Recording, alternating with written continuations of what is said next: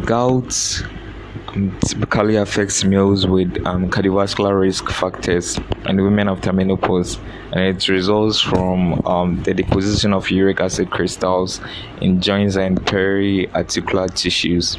Gout is characterized by pain and inflammation of the affected joints and is often not always associated with raised blood uric acid levels, may be present even when the level of uric acid in the blood is normal. So while patients with high levels of uric acid may not necessarily have attacks of gout, individual gout flares are often triggered by acute increases or decreases in uric acid levels, which may be associated with acute alcohol ingestion, acute overindulgence in foods, high in purines, rapid weight loss, dehydration, or trauma. The causes of production of uric acid in disorders that cause high cell turnover with release of purines found in cell nuclei. Also, myeloproliferative and lymphoproliferative disorders, psoriasis, hemolytic anemias, cell lysis from chemotherapy, especially those of the hematopoietic or lymphatic systems, excessive exercise, metabolic syndrome, obesity, diabetes, hypertension, elevated cholesterol, among others.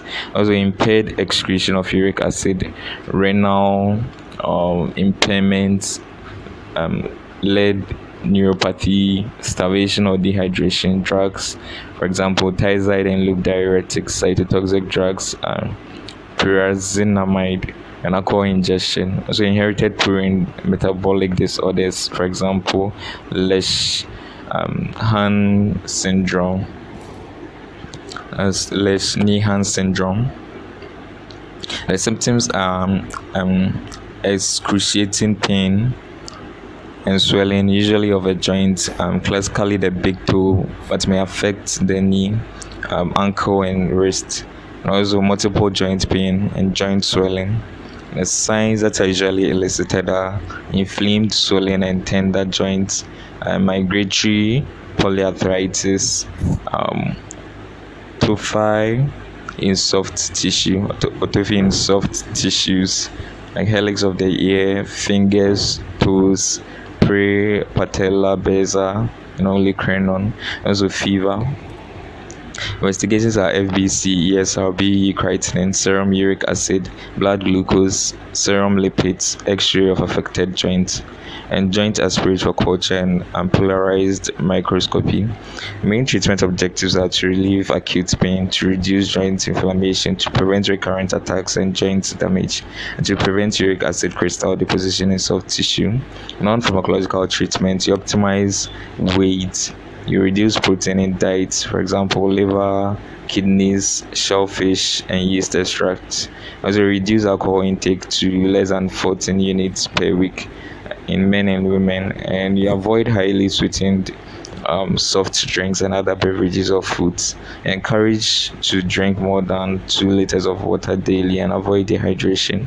Affected joints should be elevated and exposed in a cool environment, as bed cages and ice packs can be effective adjuncts to therapy.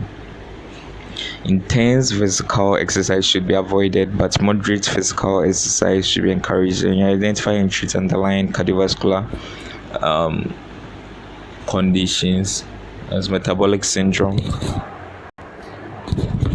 and other risk factors. So pharmacological treatments: in acute gout, first line treatment, you give diclofenac oral in adults 50 milligrams 8 hourly or 75 milligrams 12 hourly, as others oral, and for children more than 12 years, give 50 milligrams 8 hourly, and less than 12 years is not recommended, or diclofenac rectal in adults 100 milligrams daily. In children more than 12 years, if 75 to 100 milligrams daily, and less than 12 years is not recommended.